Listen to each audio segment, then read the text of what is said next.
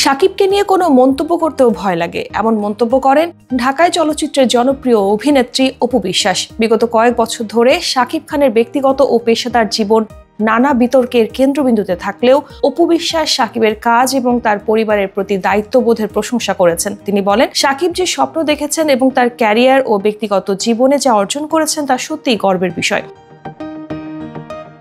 অপুর কথায় শাকিব খান তার সহশিল্পী এবং পরিবারের মানুষ হিসেবে যথেষ্ট কৃতিত্ব অর্জন করেছেন। তিনি বলেন, আমি গর্ব করি যে তার সন্তানের মা আমি। তিনি আরও উল্লেখ করেন, শাকিবের সন্তানদের কারণে এখনো তাদের মধ্যে সম্পর্ক ও যোগাযোগ টিকে আছে। এছাড়া শাকিবের ভবিষ্যতের জন্য শুভকামনা জানিয়ে অপু বলেন, শাকিব যেন দেশের মানুষের জন্য আরও উঁচু শিখরে পৌঁছান।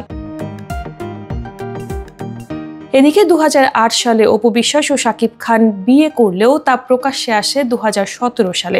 এরপর 2018 সালে ঘটে তাদের বিবাহ বিচ্ছেদ। পরবর্তীতে জনপ্রিয় আরেক ঢাকাই নায়িকা শবনম বুবলির সঙ্গে বিবাহ বন্ধনে আবদ্ধ হন শাকিব খান।